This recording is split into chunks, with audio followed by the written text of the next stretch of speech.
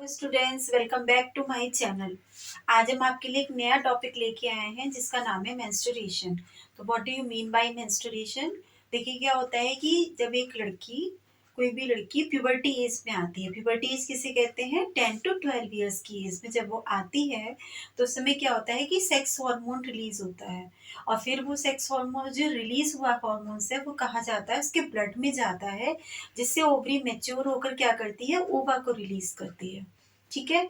फिर क्या होता है कि जो मेच्योर ओवरी जो ओवा रिलीज कर रही है वो कहाँ पहुंचता है? ओविडक्ट में पहुंचता है। इसको हम क्या बोलते हैं? ओव्यूलेशन बोलते हैं। देखिए, यही हमारी इसमें स्लाइड में लिखा हुआ है कि when a girl reaches puberty at the age of about 10 to 12 years, sex hormones released into her blood cause some of the ova, ठीक है, in her ovaries to become mature।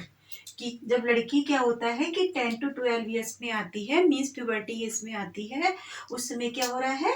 Hormones release हो रहे हैं। ठीक है। Hormones release होके कहाँ आते हैं? उसके ब्लड में आते हैं। और फिर क्या करती है? ओवरी मैच्योर होकर क्या क्या रिलीज कर रही है? ओवा रिलीज कर रही है। ठीक है। Usually one mature ovum is released from the ovary into the oviduct once every 28 days. 28 days में फिर क्या होता है कि वो जो मैच्योर ओवरी है, वो जो ओवा रिलीज कर रही है, वो कहाँ जा रहा है? ओविडक्ट में आ रहा है। ठीक है। For ovulation, the inner lining of uterus become thick and spongy and full of tiny blood vessels and prepare itself to receive the fertilized ovum or egg. Ovulation से पहले यूट्रस ब्लड वेसल्स की thick and spongy inner lining बनाकर prepare कर लेता है, जिससे कि क्या हो कि ओवा जो है अगर फर्टिलाइज्ड हुआ तो वो आगे की प्रोसेस के लिए एम्बेडेड हो। फोर्थ पॉइंट क्या कहता है कि if the ovum does not get fertilized due to non ability to sperm in the female, then the thick and soft inner lining of uterus is no longer needed and hence it breaks। ठीक है। अभी आप पढ़ रहे थे fertilise की बात, कि जब स्पर्म ओवा के साथ फर्टिलाइज्ड हो रहा था। अब दूसरा केस क्या है कि अगर हमारा एग जो है फर्टिलाइज ना हो, अगर एग फर्टिलाइज नहीं होता है स्पर्म के साथ फीमेल बॉडी में, तो फिर क्या होता है कि जो इनर लाइनिंग यूट्रस ने बना रखी है, जो थिक एंड स्पॉन्जी जो इनर लाइनिंग बनी हुई है यूट्रस की, वो क्या होगी? ब्रेक हो जाएगी। ठीक है। फिर so the thick and soft inner lining of uterus along with the dead vessels and the dead ovum comes out of the vagina in the form of bleeding is called, क्या कहता है? Menstruation. अभी आपने क्या पढ़ा कि जो उसकी थिक लाइनिंग है यूट्रस की, वो क्या हो गई? ब्रेक हो गई। ठीक है। अब जो ब्रेक हो गई है, फिर क्या होगा? जो thick and soft inner lining है यूट्रस की, उसमें क्या होगा?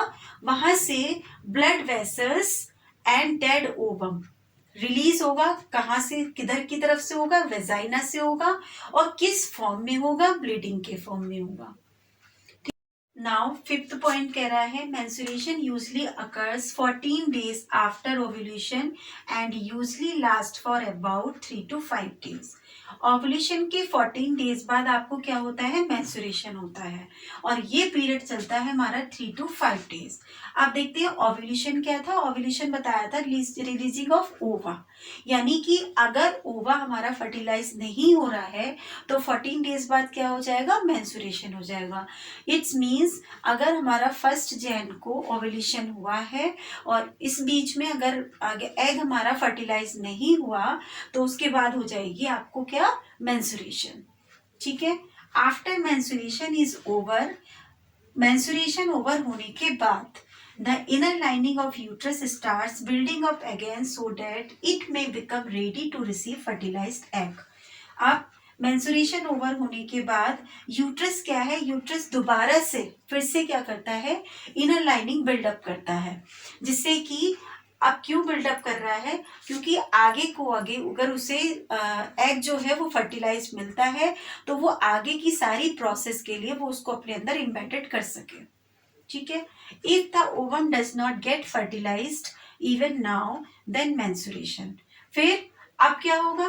अगर फिर से ओवा जो है वो फर्टिलाइज नहीं होगा, फिर क्या हो जाएगी, मेंस्ट्रुएशन हो जाएगी।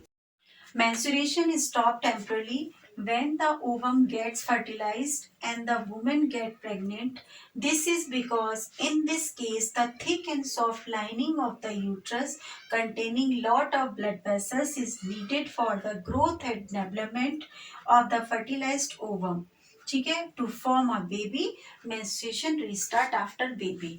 इसका मतलब ये हुआ कि मेंस्ट्रुएशन स्टॉप हो जाती है टेम्परेली, कुछ पीरियड के लिए, कुछ समय के लिए मेंस्ट्रुएशन स्टॉप हो जाती है। जब ओवम फर्टिलाइज्ड हो जाता है, फर्टिलाइज्ड होने के बाद वो क्या होता है, यूट्रस जो थिक और सॉफ्ट लाइनिंग बनाती है उसमें जाकर वो एम्बेडेड हो जाता है ग्रोथ और डेवलपमेंट के लिए।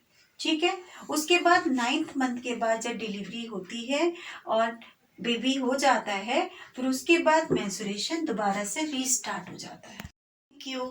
अगर आपको मेरी वीडियो अच्छी लगे तो लाइक सब्सक्राइब करना ना भूलें।